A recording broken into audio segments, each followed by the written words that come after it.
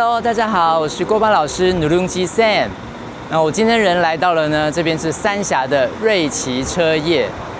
自从上次来这边装这个卡西提雾灯之后呢，我觉得这个老板啊，宏伟哥他的手艺真的非常的好，所以呢，我的 CB300R 到现在2万多公里了哦，之前一直都在原厂那边保养。那后来我觉得说，其实现在已经这个年限有一点久了，所以我就呢想说以后换机油啊这些保养东西可以交给同样是 CB300R 车主的我们的宏伟哥一起来做，这样子就交给他。那今天特别来这边帮 CB300R 换机油那做一点点的这个整理。为什么呢？因为我10月初就要来去环半岛啦。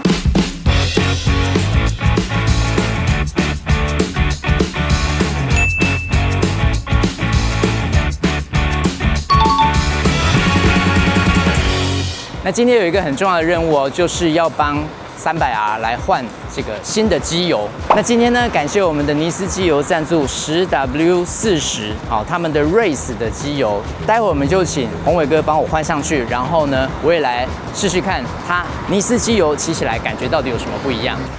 它漏油的地方是这边嘛，它从下面漏，然后这边灌，对不对？对，然后可能还要拆下罩。以前在那个本田的话呢，那个维修的过程呢，他不会让你去看，因为他不希望你在他的那个维修间里面拍东西，会拍到别人的车，他们说这样有隐私的问题。所以呢，在本田都是你相信他，他全部都给你换好了，然后才让你进去看这样子。那就是说，这过程要怎么说呢？比较没有参与感嘛，或者说还蛮需要信赖感这样。哦，好方便哦，真的。工欲善其事，必先利其器。对，因为这个这样转比较快，它也比较不会像说用手去转，有时候会突然下来会烫到这样。它看机油漏下来的样子，知道它健不健康吗？还可以吗？只能看一个很概略啦。就是如果漏下来非常的浓稠的话，那可能就代表机油已经有一些损耗，或者是有一些状况这样。或者是如果漏下来的机油不会像黑黑的，是有一点灰的。对，有点灰的，就有点灰的话，那就代表可能引擎状况有点糟，代表里内灰的就都是铁屑嘛这样。趁着把机油漏干净的这段期间呢，宏伟哥他看到我的这个链条比较松了，就顺手帮我调了一下。这个就是来找宏伟哥修车的一个好处他真的很细心很仔细啊。这样机油的口也是要擦一下，对，也是都要清洁一下，对啊，因为这里有时候很容易有一些泥沙的残留。好，现在就要加入尼斯机油了。第一次加他们家的机油，他们家机油我觉得还蛮可以试试看的，因为之前也有车友这样盲测下来，也是觉得顺畅度有提升这样子。那我这个应该是加1罐半嘛，对不对？对，就是但是因为已经滤芯里面，所以说我们最后可能还是会要以这个机油尺为主这样子，去看它流进去以后到多高。对，所以就是待会加好之后，我们车子还会再发动一下。好，可能发动个30秒，让它机油循环一下，然后最后再看一下那个机油的位置这样。好。那因为我的这个风扇运转起来有一个声音蛮大声的，那也请宏伟哥呢帮我看一下是不是有叶子夹在里面了。A few moments later， 好，今天谢谢宏伟哥呢，在这个瑞奇车业这边帮我把这个 CB300R 稍微简单的整理一下，换了机油尼斯机油，等一下我来去试一下，然后呢也帮我调整了这个链条，然后看了一下风扇这个大声的问题果然还是同为车友的话，然后又是这个修重机的老板呢，帮我看过以后，觉得心里放心很多。好，那今天特别谢谢我们的宏伟哥，欢迎呢北部的车友，如果要整理重机的话呢，欢迎都来瑞奇车业，就在三峡接收路上面哦。好的，再次感谢我们的宏伟哥，帮我把这台爱 G CB300R 整理得妥妥当当的，那也调紧了链条，然后呢也看了一下风扇，然后呢也有换了尼斯机油，所以让我这个上武岭穿越太鲁阁中横环半岛之旅就显得更加的有信心啦。更换了尼斯机油之后呢，首先我感觉到它的这个加速非常的顺畅，完全不拖泥带水。然后再来就是呢，它这个换挡这个档位的感觉变得非常的明确。这个咔咔咔不管是你升档或是降档的时候，都非常好找档位。我觉得这是一个机油非常不错，它在齿轮的润滑很有果效的一个表现就是会让你有这种感受。那我觉得意大利人除了很会做很快的跑车之外像这个杜卡迪就是意大利做的嘛，他们也在机车用的油品上面也是很有品质的。那尤其像我们的这个尼斯机油是1971年就在意大利成立了那它这个已经50多年的经验，还能够这样子赞助各大赛事所以它的这个油品品质是不在话下的。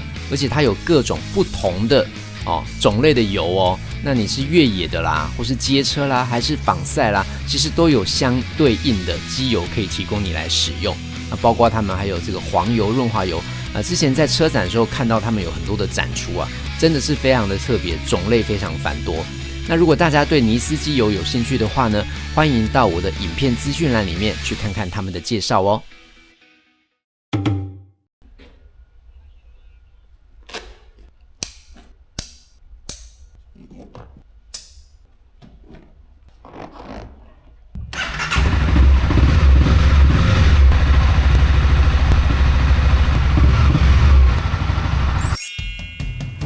终于等到了10月初啦！我这个一身劲装骑上了碧潭大桥，就是准备要来去安坑这边的一个 7-Eleven 要来跟我们的詹哥来会合啦。詹哥来了，我们在这边会合之后呢，马上就要出发了。当时是早上大概6点多，我们应该是约6点半左右。那是因为呢贪早趁着这个路上车还不多的时候，想要呢在第一天的早上骑车的时候顺一点。今天是一个移动日因为呢根据我的经验，骑摩托车出门玩这个一天大概200多公里就是极限啦。如果骑太多的话，当然你可以赶路赶，但是呢就少了一点出来玩的感觉。所以我们也是设定了蛮多停的地方、吃东西的地方所以今天我们的目的地呢，就是日月潭的伊达邵码头，骑到那边就差不多200多公里啦。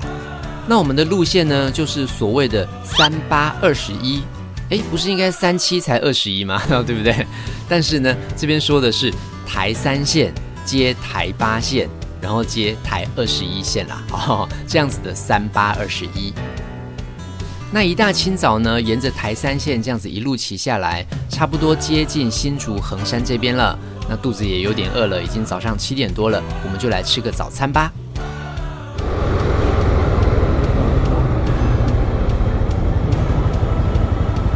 上面一台车。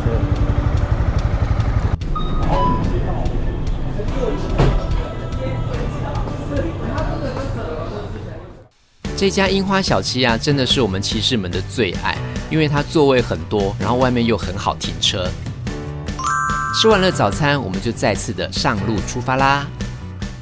其实这个重机环半岛这件事我已经挑战成功过了我已经上过武岭了嘛。但是呢，今天跟詹哥一起出门我们要试试看不一样的路线，那就是我们要从南投上武岭之后呢，就要从台8线一路往太鲁阁穿越过去，骑到花莲去住宿啦。因为去年的04、03花莲大地震之后太鲁阁几乎是满目疮痍嘛，也不能通行。好不容易过了1整年之后，它已经可以通行咯，虽然是有管制的。所以呢，我跟詹哥这一次既然要上武岭，我们就决定要来去挑战一下啦。好，来到这边看到远方的山就知道这边已经接近了苗栗的汶水了。那詹哥呢说要带我去一个地方吃豆腐，所以呢我们就在一个地方右转，走向了这个台6线旧后汶公路哇，这条公路其实真的是蛮不错，蛮优美的，它的这个景观呢蛮多样化的，左边是溪谷，右边是高山。我们就这样子非常惬意的呢，一路的骑到了苗栗的公馆，准备要来吃豆腐啦。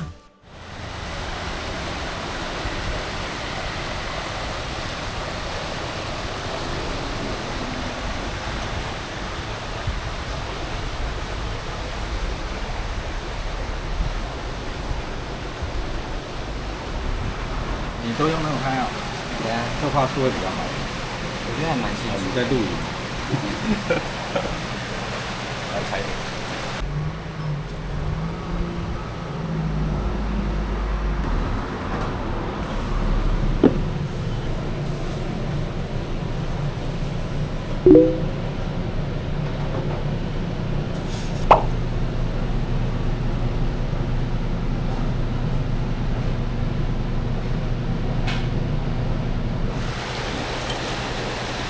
很浓，对，我跟你讲，这无糖的，但是它超浓。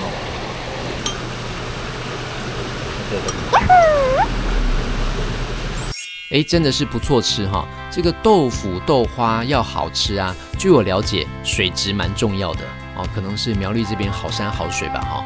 然后再来就是黄豆的选择也很重要，那再来可能就是手法吧。这一家豆腐坊啊，它可能有它独到的手法吧。那我们沿原路回程呢，走到这一边 ，Google 叫我们要右转走这个出黄坑桥啊，就是要朝向前方那个高架桥的下方。它应该就是要导我们上匝道，然后就来到了这个台72快速道路这边，到刚才的台3线会比较快啦。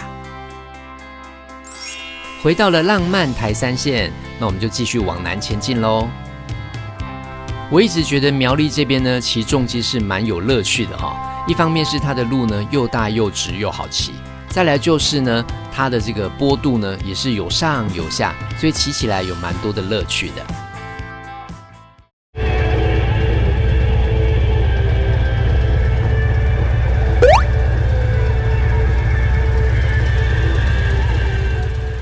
当天虽然是平日哦，但是我们这样子一路骑下来呢，偶尔就可以看到像刚才这样子帅气的大哥、帅气的车辆哦，旁边这边也有帅气的骑士经过，真的是风和日丽的时候啊，骑车是最舒畅的哈。好的，我们来到了卓兰大桥，这一条大大的桥，骑过去之后呢，就要进入了台中市的范围咯。后来 Google 导航引导我们来到这个东关路8段哦。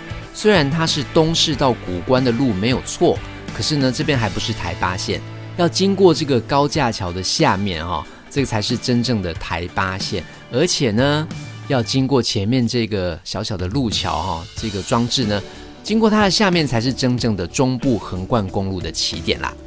本来中部横贯公路啊，是可以从台中这边一路的骑到花莲。可是呢，因为古关在过去的路段已经崩塌了哦，所以除了居民还能够这样子上去之外呢，我们其他的人就必须要在这个路口右转啊，要走这个台21，走这个天冷这边呢，走到南投，再走武岭过去啦。台21线的天冷路段啊，其实是我本来就非常期待的一段山路哦，但是因为我们刚才前面呢有一部龟车哈，一直让我们超不了车。所以实在是太郁闷了，我们干脆停在路边喝个可乐休息一下。等到许多的轿车都已经前进一段时间之后呢，我们再次的整装出发。大家有看到哈，这个路段呢，它就是几乎没有直线，左弯右弯，左弯右弯。对我们重机骑士来讲啊，是非常的有乐趣哈，因为重机的话呢，腰一扭它就过弯了。其实我可以理解汽车驾驶们经过这些路段的时候呢，没有办法开得太快哦。如果是我自己开车来，可能也会这样吧。但是啊，刚才那些龟车真的是太慢，真的是很明显的太慢，所以会让后面的人呢都要排队哦，这样是有一点没有公德心呐。那翻过了最高的山岭之后呢，路面开始下降哦。这个下坡呢，还伴随着很多的180度的发夹弯。所以骑经过这边的时候呢，大家真的要稍微放慢一点，不然一不小心就很可能外抛哦。我对这个路段呢，还有一个非常深刻的印象，那就是槟榔树非常多，非常之多啊，简直就是槟榔树的森林啊！这真的是一个蛮特别的景象哦。那经过了刚才那个槟榔树的森林之后呢，下来到这边比较平坦的路段，经过了这个长福桥。前面就是南投县的国姓乡咯。再往前骑一点，来到这个路口哦，左边是台21线，继续往山上去，前面呢是全家国信水长流店，这边开始呢就是所谓的133线道。这个133线道相对来说是比较平啊，比较直，比较好骑，也是可以到埔里的。哇，我是第一次骑这个路段呢，觉得风景蛮好的，难怪很多人啊在刚才那个岔路口选择走133。但是我们走133还有另外一个目的哦，就是要经过台14线，然后来到埔里的这一个詹哥以前曾经工作过的地方。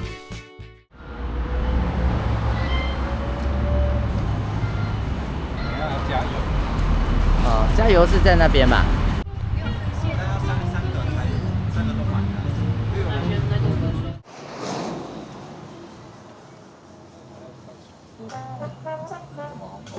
草皮养的还不错。日月町，Izuki Town。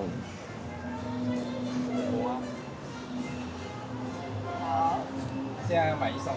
对，口味可以任选。我要果茶、鲜奶、综合都可以选。好，谢谢您，谢谢。谢谢，拜拜。鲜奶2支。我我要双色。旁边有位置都可以坐哦。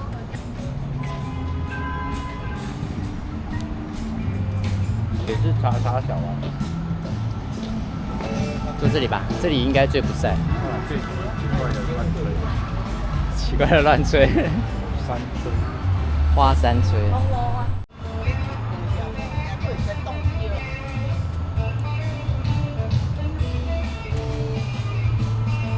抹茶粉还蛮茶的，但它双麒麟好像水也放蛮多。如果是街车，就全部都东西。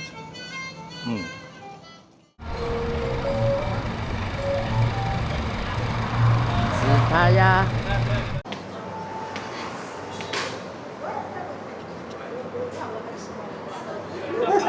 哦，这个也是包含在它鸭里面的。对啊。Wire 咖啡。Hello， 好久不见。你为什么换个服装都认不出是你？什么？哇，大家有没有看到这群员工呢？看到詹哥这个前主管回来的时候呢，他们的态度其实是非常欢迎的耶。其中还有一个人开玩笑的说：“还不赶快给我进来炒面！”所以可以看得出来，詹哥在这边做人是非常成功的。其实我们机车旅游啊，大致上可以分成2种目的，一个就是去看看以前没有去看过的地方，不一样的路线；另外一个呢，就是来看看以前待过的地方，来怀念一下以前在这边工作也好啦，生活也好，在这边的滋味。为什么？因为这边很完美吗？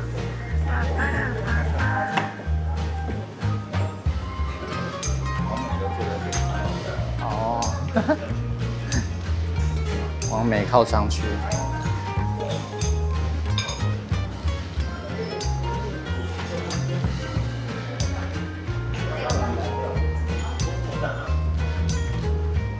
Wire 的是连线的意思吗？对。连线的咖啡。这在日本有。哦，然后书局在那边对面。变成青椒。哦，好。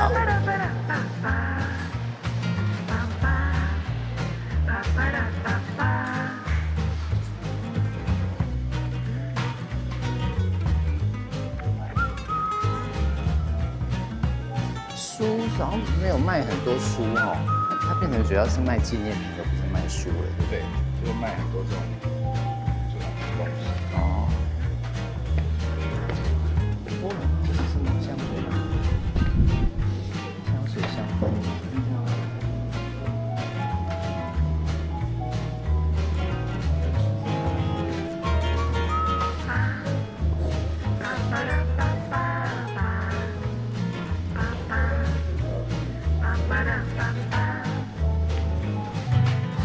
觉得好像来这边都是玩具卖的比较好。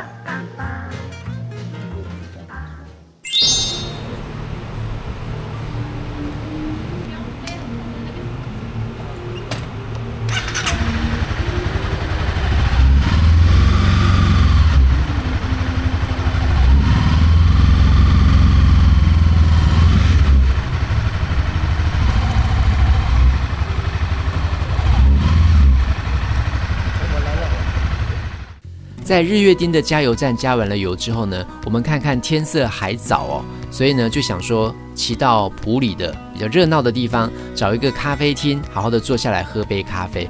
因为啊那天的下午天气还真的蛮热的。我们后来选定了路易莎埔里酒厂门市，其实它有一个特色哦。据说这间路易莎啊，一直都是座无虚席，因为有很多暨南大学的学生会过来这边读书。哇，果然是名不虚传啊！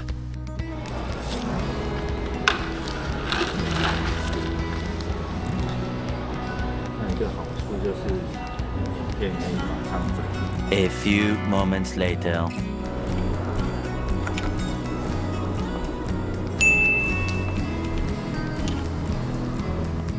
跟詹哥在路易莎好好的喝了一杯冰咖啡，消磨了一些时间之后呢，我们就要继续的来前进咯。大家看这个夕阳开始有一点西下的感觉了，对不对？但是呢，我们还没有要去饭店办理入住哦。我们来到了南投的鱼池乡，因为啊，明天我们要上武岭，再走太鲁阁下去的时候，山上是没有餐厅的，所以我们先来鱼池乡这边很有名的窑烤面包，准备买些面包明天吃啦。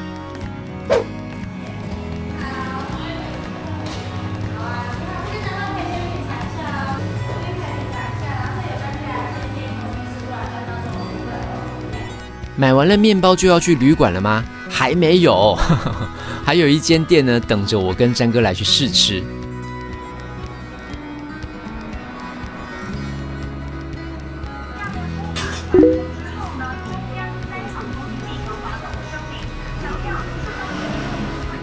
这间超级怀旧的小店呢，是詹哥以前在南投这边工作的时候，其他同事告诉他的啦。哇，真的是非常朴实的一间小店哦。它基本上应该就是一个无名肉圆店啦，但是在 Google 地图上呢，有人帮它标注就是阿婆的肉圆。大家如果喜欢吃肉圆的话，也可以过来这边看看哦。好像是南投这边的特色吧。吃完了肉圆之后呢，它会给你一小壶高汤，你自己倒在这个碗里面之后搅一搅，又变成了另外一碗浓汤了哦。虽然天气热，可是喝一点点这个汤还是蛮舒服的。好了，真的要去饭店了哈，我们就到了日月潭这边呢，我们取左行，因为我们要去的地方是伊达邵哈。哇，大家看湖光山色，真的是很漂亮啊！这个日月潭呢来了很多次，可是呢从来没有说又是日月潭那种感觉，总是觉得每次来都觉得好漂亮啊。这边的风景呢，按照一整天不同的时段会有不同的光影的呈现，所以呢，难怪人家那个旅游书都有说台湾一定要去的就是日月潭，还有阿里山。那我两边都有去过嘛，我觉得真的是这两个地方有它独特的得天独厚的观光的资源。再来就是因为是很重要的观光重点区域嘛，所以可能政府也有比较用心啦，所以它的道路啊真的是比较平缓，然后也比较好骑好开哈。那不管是对外国观光客，还是对我们台湾人去国旅，其实都是非常好的景点。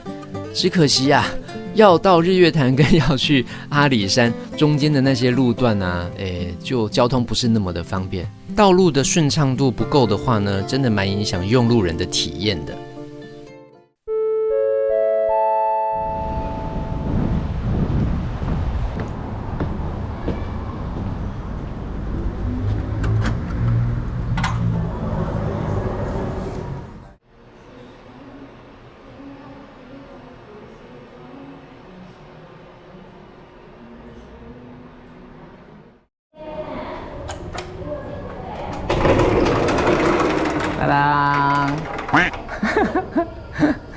可以了。我要特别称赞一下这一间旅店哦，因为我本来预约的是单人床的下铺，可是呢他们 lost 掉了，结果呢当天我入住的时候已经没有下铺的单人床了，后来他们干脆就帮我直接升级成双人床的下铺啊，哇，真的是蛮负责任的哈。今天一早啊，从新店，然后直接走这个台3、台8、台21来到这个日月潭的伊达邵码头，也是真的是蛮累的，然后全身都是汗，所以我们在那个旅店里面洗完了澡，稍微整理打点一下之后呢，就准备出来觅食啦。这家炸物呢，詹哥以前有来吃过，他说蛮好吃的，那我们就选它当晚餐吧。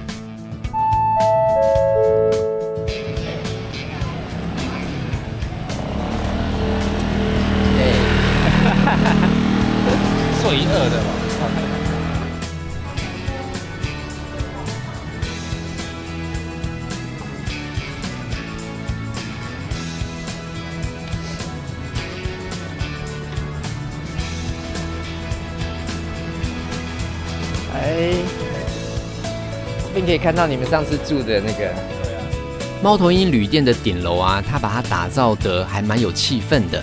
那我跟詹哥呢就吃着这个罪恶的晚餐炸物，然后呢一边喝着茶一边聊聊天，真的是觉得蛮惬意，很开心。今天虽然只是一个移动日哦，但是算一算呢，我们还真的跑了蛮多的地方了。那也谢谢台山县的射手们绘赐美照啊。